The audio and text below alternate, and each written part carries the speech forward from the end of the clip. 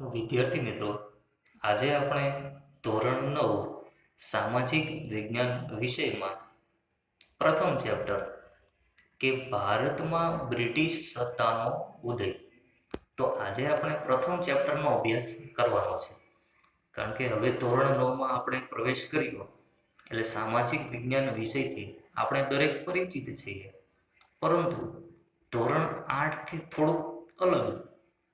ત્યાં પણ તમે હિસ્ટ્રીના અમુક ચેપ્ટર જોતા, પર્યાવરણને રિલેટેડ અમુક ચેપ્ટરનો અભ્યાસ કરતા, બરોબર. દેશ છે કે નાગરિક શાસ્ત્રને રિલેટેડનો અભ્યાસ પણ આપણે કરેલો છે. એવી જ રીતે ધોરણ 9માં પણ આપણે એવા જ 3 વિભાગો એટલે કે ઇતિહાસ, નાગરિક શાસ્ત્ર અને ભૂગોળ, એમાં 3 ધોરણ 9માં પણ આપણે અભ્યાસ કરવાનો છે. તો સૌપ્રથમ આપણે ધોરણ 9માં શરૂઆત કરીએ ચેપ્ટર નંબર 1ની, કે ભારતમાં બ્રિટિશ સત્તાનો ઉદય. કે આપણે સાંભળ્યું હશે કે આપણા દેશમાં સૌપ્રથમ શાસન કોનું હતું? અંગ્રેજોનું. તો એ બ્રિટિશરો એટલે કે અંગ્રેજો કે એ આપણા દેશમાં પ્રવેશ કર્યો, પરંતુ શા માટે? અંગ્રેજો આપણા દેશમાં શા માટે આવ્યા? તો ટાઇટલ સમજીએ કે બ્રિટિશ સત્તાનો ઉદય. ઉદય એટલે શું? કે વિકાસ. એટલે કે બ્રિટિશરોએ ભારતમાં સત્તા જમાવી છે. ભારત ઉપર એણે શું કરેલો છે? કબજો મેળવેલો છે અને ભારતને ગુલામ દેશ બનાવી દીધેલો છે. તો આપણે જોઈએ કે બ્રિટિશ સત્તાની શરૂઆત ભારતમાં કઈ રીતે થઈ. તો આપણે સાંભળ્યું છે કે ભારત એ પ્રાચીન સમયમાં સોને કી ચિડિયા નામના દેશ તરીકે ઓળખાતો. પરંતુ શા માટે? કારણ કે ભારતમાં કુદરતી સંપત્તિનું પ્રમાણ કેવું હતું? પુષ્કળ પ્રમાણમાં. એટલે કે ભારતની આર્થિક એટલે શું? કે રૂપિયા. પછી સાંસ્કૃતિક એટલે કે શું? કે આપણી સંસ્કૃતિ, સભ્યતા પણ કેવી હતી? વિશ્વમાં શ્રેષ્ઠ હતી. કે અન્ય દેશોની તુલનામાં ભારતની સંસ્કૃતિ કેવી હતી? સારી. ભારતમાં અનેક ગ્રંથો, પુરાણો લખાણા અને કુદરતી સંપત્તિનું પ્રમાણ પણ કેવું હતું? પુષ્કળ પ્રમાણમાં. તો એ બધાથી આકર્ષાઈને વિદેશી જે સત્તાઓ છે, દુનિયાના જુદા જુદા દેશો છે, એ ભારતની સંસ્કૃતિ તરફ, ભારત દેશ તરફ શું થયા? આકર્ષણ. એનું એક જ કારણ કે ભારતમાં કુદરતી સંપત્તિનું પ્રમાણ કેવું હતું? પુષ્કળ પ્રમાણમાં. એક રીતે જોઈએ તો આપણે પુસ્તકમાં કીધું છે કે ભારતમાં સૌપ્રથમ મરી મસાલાનું ઉત્પાદન કેવું થતું હતું? વધારે. પછી તેજાના છે, મલમલનું કાપડ, રેશમી કાપડ, ગળી, આ બધાનું ઉત્પાદન કેવું થતું હતું? મોટા પાયે. એટલે કે યુરોપના દેશોમાં એની શું હતી? ખૂબ મોટા પ્રમાણમાં માંગ હતી. માંગ એટલે શું? કે યુરોપના દેશોને ભારતમાં જે બનેલી વસ્તુ છે, જેમ કે તેજાના, મલમલનું કાપડ, રેશમી કાપડ એટલે કે સુતરાઉ કાપડ, ગળી, બરોબર, અને જુદા જુદા મરી મસાલાઓ છે, એની યુરોપમાં શું હતી? ડિમાન્ડ વધારે હતી. એટલે કે માંગ વધુ હતી. કારણ કે ભારતની વસ્તુ કેવી હતી? શ્રેષ્ઠ હતી. એટલે કે ભારત અને યુરોપ વચ્ચે શરૂઆતમાં શું થયું? વિદેશ વેપારની શરૂઆત થઈ. તો સૌપ્રથમ વિદેશ વેપાર ભારતથી, આપણે નકશામાં નીચે કીધું છે કે કઈ રીતે વેપાર થતો, કે ભારત અને યુરોપ વચ્ચે. તો આપણે જોઈએ કે ભારત અને યુરોપ વચ્ચે વ્યાપાર સૌપ્રથમ જમીન માર્ગે અને પછી જળ માર્ગે થતો હતો. આ માર્ગના કેન્દ્ર સ્થાને તુર્કસ્તાનમાં આવેલું ઇસ્તંબુલ હતું. એટલે કે તુર્કસ્તાન એટલે કે હાલનું જે તુર્કી દેશ છે, એમાં એક શહેર આવેલું છે, શું? કે ઇસ્તંબુલ. કે તુર્ક મુસ્લિમોએ આ કોન્સ્ટેન્ટિનોપોલ જીતી લીધું. કઈ સાલમાં? 1453 સાલમાં.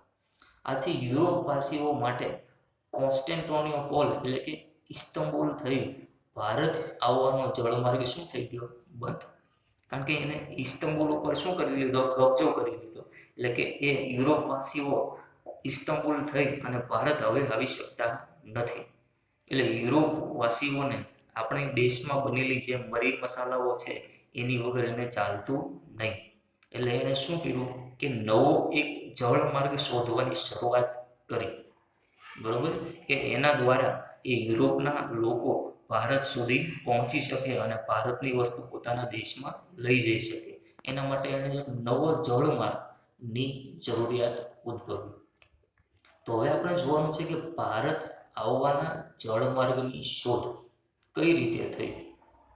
તો જોઈએ કે પોર્ટુગલના રાજા પ્રિન્સ હેનરીની પ્રેરણા, પ્રોત્સાહન અને આર્થિક મદદથી સાહસવીરોએ નવા જળમાર્ગની શોધનો પ્રયત્ન આદર્યા. એટલે કે પોર્ટુગલના જે રાજા હતા પ્રિન્સ હેનરી, તો એણે પ્રોત્સાહન આપ્યું એના દેશના લોકોને, બરોબર, આર્થિક સહાય પૂરી પાડી કે તમે ભારત સુધી પહોંચવાનો કોઈ નવો જળમાર્ગ શોધીને લાવો. તો ભારત આવવાના જળમાર્ગની શોધ માટે ઘણા સાહસવીરોએ પ્રયત્નો કર્યા અને જેમાં આપણે કીધું છે કે બાર્થોલોમ્યુ ડાયજેસ નામનો જે વ્યક્તિ હતો, એણે શું કર્યું છે, કેપ્ટ ઓફ ગુડ્સ વર્ક એટલે કે ભૂષણની શોધ કરી. એટલે શું કે ભારત આવવા માટેનો એક વચ્ચેનો કોઈ ટાપુ અથવા તો એને શું કહેવાય, દ્વીપકલ્પ, બરોબર, કે જેની ત્રણેય સાઈડ શું આવેલું હોય છે, પાણી. તો એની શોધ કરી. પછી કીધું છે કે ક્રિસ્ટોફર કોલંબસે સ્પેનના રાજાની આર્થિક મદદથી નવો જળમાર્ગ શોધવાની સાહસ યાત્રા શરૂ કરી. કઈ સાલમાં? 1942માં.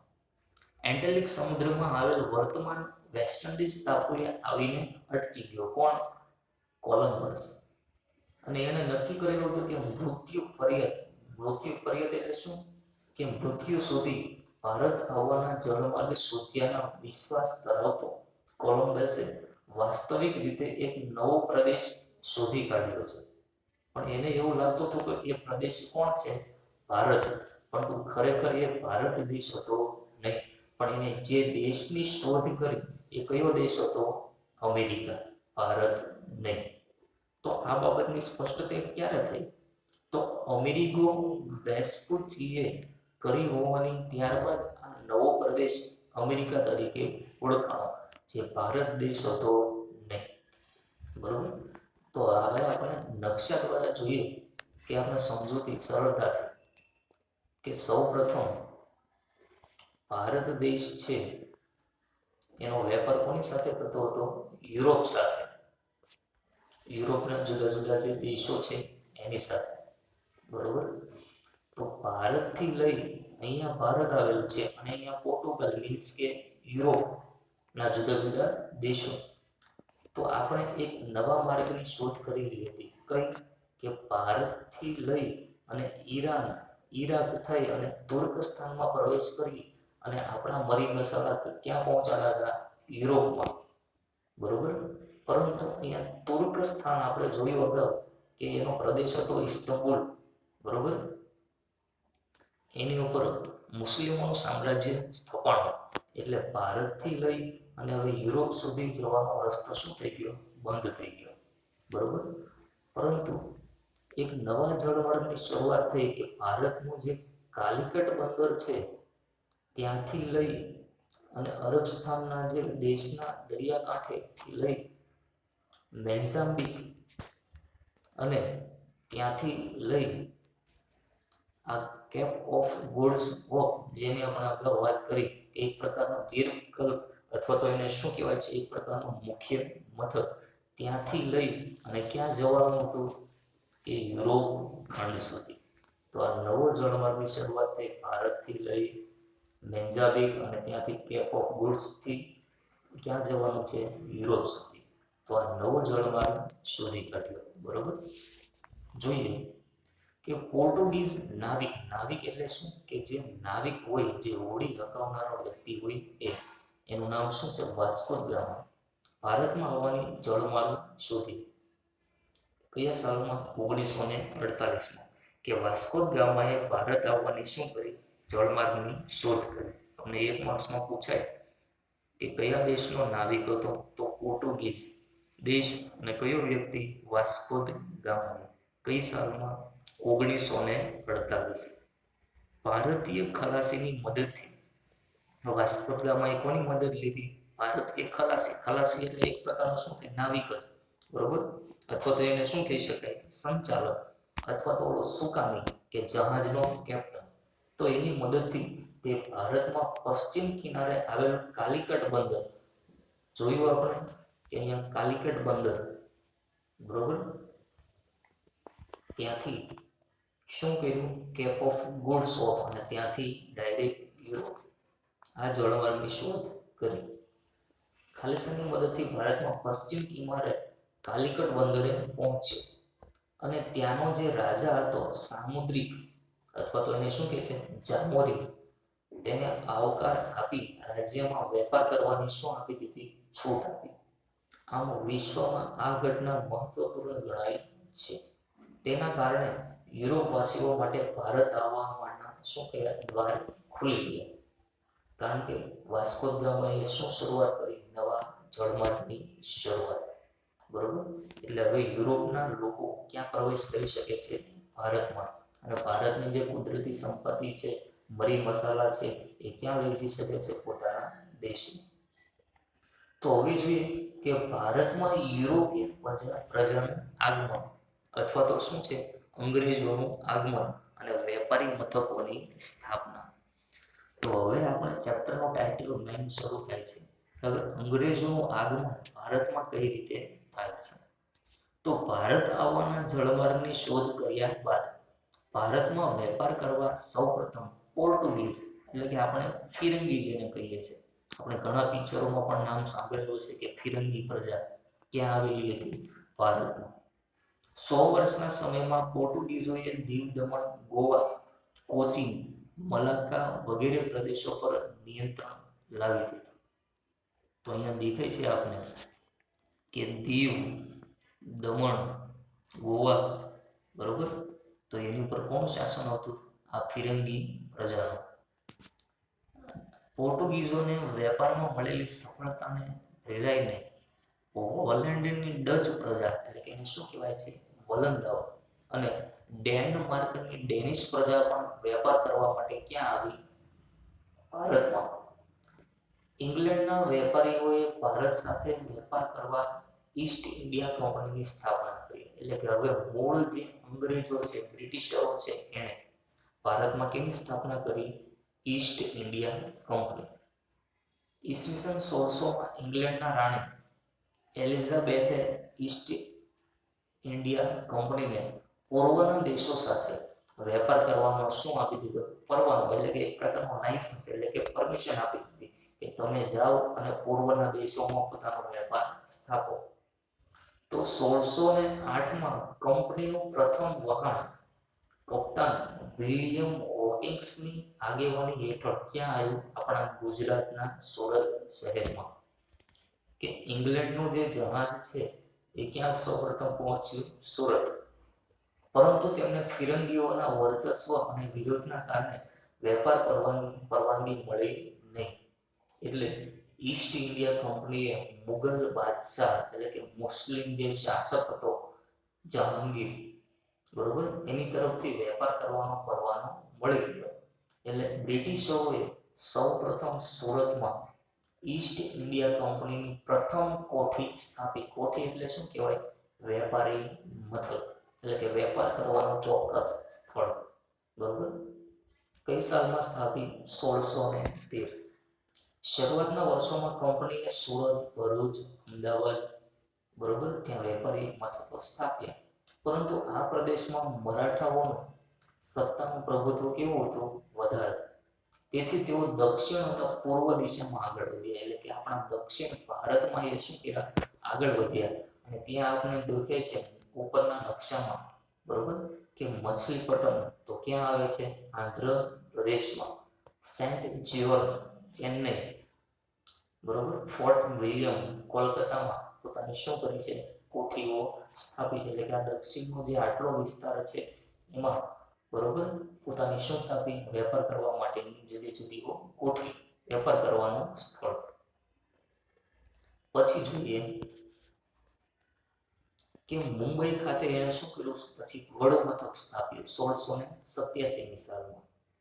પછી 1668માં ભારતમાં વેપાર કરવા ફ્રેન્ચ ઈસ્ટ ઇન્ડિયા કંપનીનું આગમન થયું.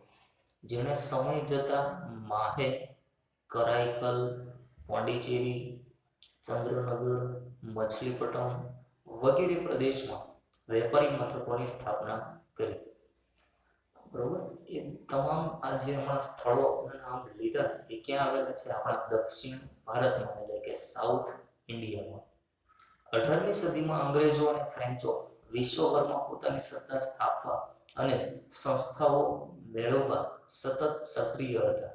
ભારતમાં 1746 થી લઈ અને 1763 દરમિયાન આ બંને બ્રિટિશ ઈસ્ટ ઇન્ડિયા કંપની અને ફ્રેન્ચ ઈસ્ટ ઇન્ડિયા કંપની વચ્ચે સત્તા સ્થાપવા 3 કર્ણાટક વિગ્રહ થયા. એટલે કે જે કર્ણાટક રાજ્ય છે, બરોબર, એના જુદા જુદા જે 3 વિસ્તારો છે એમાં શું થયું? વિગ્રહ એટલે કે વિરોધ થયો. એક પ્રકારના યુદ્ધની પરિસ્થિતિ ઉદ્ભવી, જેમાં ઈસ્ટ ઇન્ડિયા કંપનીનો શું થયો? પરાજય. પણ કઈ East India company? French East India company. બરોબર. એને અંગ્રેજોએ એટલે કે બ્રિટિશોએ હરાવી અને બ્રિટિશ ઈસ્ટ ઇન્ડિયા કંપનીનો રાજ્ય વિસ્તારનો માર્ગ મોકળો થયો. માર્ગ મોકળો થયો એટલે શું? કે ઈસ્ટ ઇન્ડિયા કંપનીનું શાસન હવે વધારે વિસ્તારમાં થશે. આમ સત્તા સંઘર્ષના અંતે ફિરંગીઓ પાસે, ફિરંગીઓ એટલે શું? કે આપણે અગાઉ જોયું હતું કે પોર્ટુગીઝ પ્રજાઓ, એની પાસે દીવ, દમણ, ગોવા આટલા વિસ્તારો જ રહ્યા. જ્યારે ફ્રેન્ચો પાસે ચંદ્રનગર, માહે, કરાઈકલ, પોંડિચેરી જેવા પ્રદેશો રહ્યા. અને જે ડચ પ્રજા ભારતમાં આવી હતી એનું કાયમ માટે ભારતમાંથી શું થયું? અસ્તિત્વ નાબૂદ થઈ ગયું. એટલે કે ભારતમાંથી એ પ્રજા કાયમને માટે શું લઈ ગઈ? વિદાય લઈ ગઈ. એટલે કે પોતાના દેશમાં જતી રહી. બરોબર. તો આ હતી થોડી હિસ્ટ્રી. હવે જોઈએ આપણે કે પ્લાસીનું યુદ્ધ. તો પ્લાસીનું યુદ્ધ શા માટે કહેવાય છે? બરોબર. જોઈએ કે પ્લાસીનું યુદ્ધ તે એક બંગાળનો વિસ્તાર છે. આપણે પશ્ચિમ બંગાળ નામ સાંભળેલું હોય, ભારત દેશનું એક રાજ્ય. તો પશ્ચિમ બંગાળમાં એક પ્લાસીનું મેદાન એટલે કે પ્લાસી નામનું એક ગામ છે અને એની બાજુમાં એક શું આવેલું છે? એક સરસ મજાનું મેદાન. બરોબર. તો ત્યાં આ યુદ્ધ થયું હતું. એટલે આ યુદ્ધને નામ શું આપેલું છે? પ્લાસીનું યુદ્ધ. બરોબર. જોઈએ કે બંગાળમાં સિરાજ ઉદ દૌલાનું શાસન હતું. તેના ઉતાવળિયા સ્વભાવને કારણે રાજ્યમાં તેના કેટલાક વિરોધીઓ હતા. એટલે કે સ્વાભાવિક છે, કોઈ રાજા હોય, શાસક હોય, તો એના નગરમાં એના અમુક એના દુશ્મનો હોય, વિરોધીઓ હોય જ. આ સમયમાં બ્રિટિશ ઈસ્ટ ઇન્ડિયા કંપનીએ નવાબની પરવાનગી લીધા વિના કોલકાતામાં રક્ષણના બહાને વેપારી કોઠીને ફરતે કિલ્લેબંધી કરી. એટલે કે જે અંગ્રેજો હતા, બ્રિટિશ ઈસ્ટ ઇન્ડિયા કંપનીએ શું કર્યું? કે બંગાળમાં પ્રવેશ કરી અને એનો જે નવાબ હતો સિરાજ ઉદ દૌલા, તો એની પરવાનગી લીધા વગર એણે શું કર્યું? કે કોલકાતામાં રક્ષણના બહાને શું કરી? વેપારી કોઠીઓ હતી, વેપાર કરવાનું સ્થળ, એની ફરતે કિલ્લેબંધી કરી. કિલ્લેબંધી એટલે શું? કે એની ફરતે પોતાના સૈનિકો ગોઠવી દીધા. પરંતુ નવાબ સિરાજ ઉદ દૌલાએ કિલ્લેબંધી તોડી પાડી. આ સમાચાર મદ્રાસ, મદ્રાસ એટલે કે શું? કે હાલનું આપણે ચેન્નઈ, એનું જૂનું નામ શું હતું? મદ્રાસ. ચેન્નઈ પહોંચતા કોલકાતાની કોઠીને સહાય કરવા રોબર્ટ ક્લાઇવની આગેવાની, રોબર્ટ ક્લાઇવ ક્યાંનો છે? બ્રિટિશનો. બરોબર. તો રોબર્ટ ક્લાઇવની આગેવાની નીચે કંપનીનું એક નાનકડું સૈન્ય બંગાળ આવ્યું કે એની સુરક્ષા માટે. પછી ઈસ્ટ ઇન્ડિયા કંપનીનું સૈન્ય શક્તિશાળી હોવા છતાં જે નવાબ હતો, રાજા હતો બંગાળનો, એના સૈન્યને પરાજય આપવાનું સરળ એને લાગ્યું નહીં. એટલે કે બંગાળના નવાબને હરાવવાનું એને શું લાગ્યું? અશક્ય લાગ્યું. એટલે રોબર્ટ ક્લાઇવે શું કર્યું? દગો કર્યો. દગો એટલે કે ઘણી વખત છળ કપટ કરે. બરોબર. તો એવું એને ષડયંત્ર ઘડ્યું. કોને હરાવવા માટે? નવાબને હરાવવા માટે. તો જે નવાબ હતો એનો સેનાપતિ હતો મીર જાફર, અને બીજું કોણ છે? અમીર ચંદ. એણે શું કર્યું? કાવતરું ઘડ્યું. કોને હરાવવા માટે? બંગાળના નવાબને હરાવવા માટે. તો શું થયું? કે કંપનીએ નવાબ કનગડતળ એનો મિનિંગ શું થાય? અહીંયા એક અટપટો શબ્દ આપેલો છે કે કનગડતળ, બરોબર.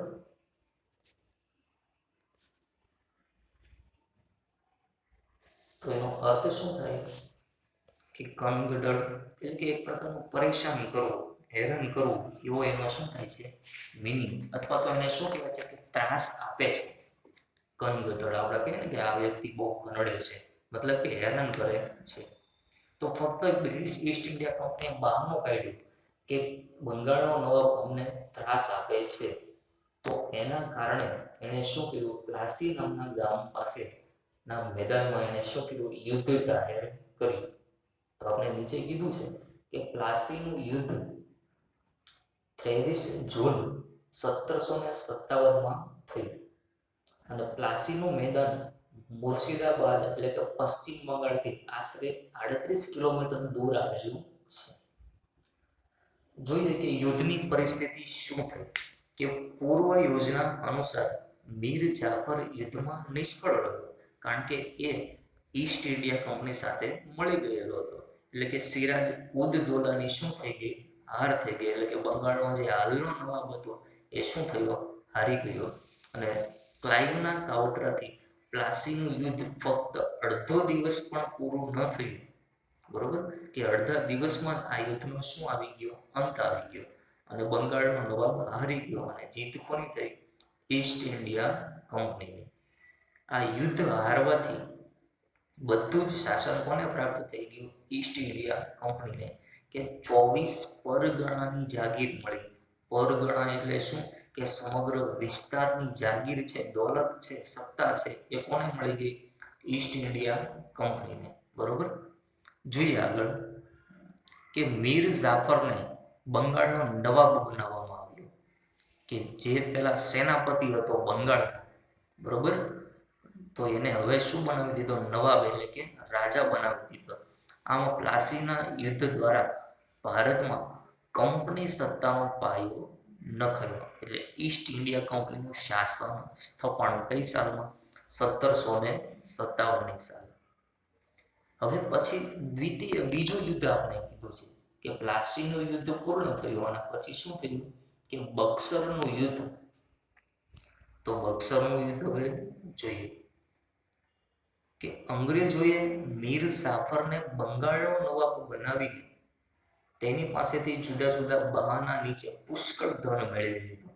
એટલે કે મીર જાફર હતો એને રાજા બનાવી દીધો અને ઈસ્ટ ઇન્ડિયા કંપનીએ જુદા જુદા બહાનું કાઢી અને જે નવાબ છે મીર જાફર એની પાસેથી જુદી જુદી ધન સંપત્તિઓ મેળવી લીધી, બરોબર.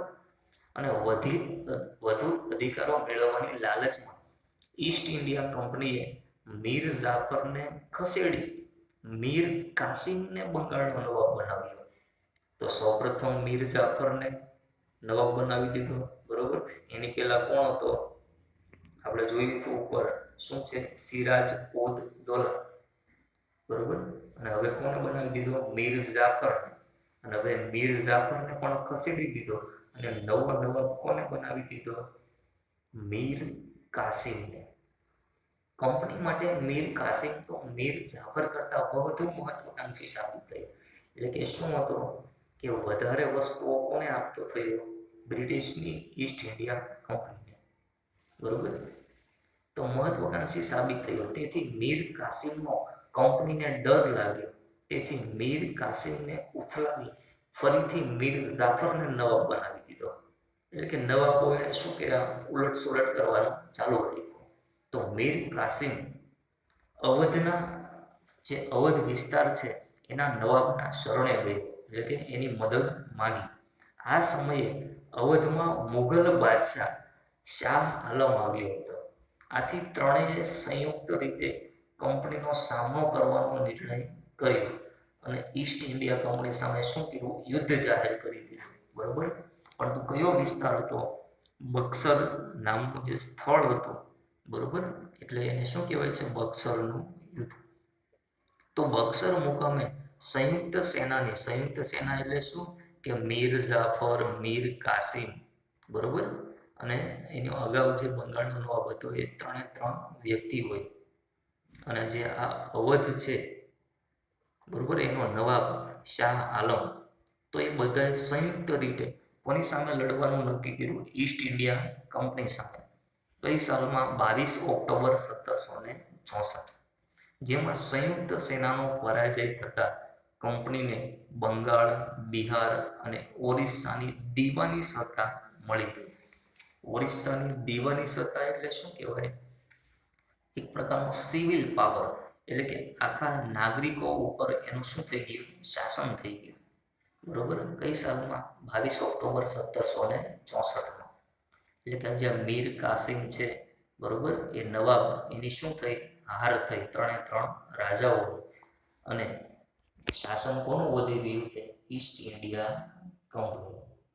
બરોબર.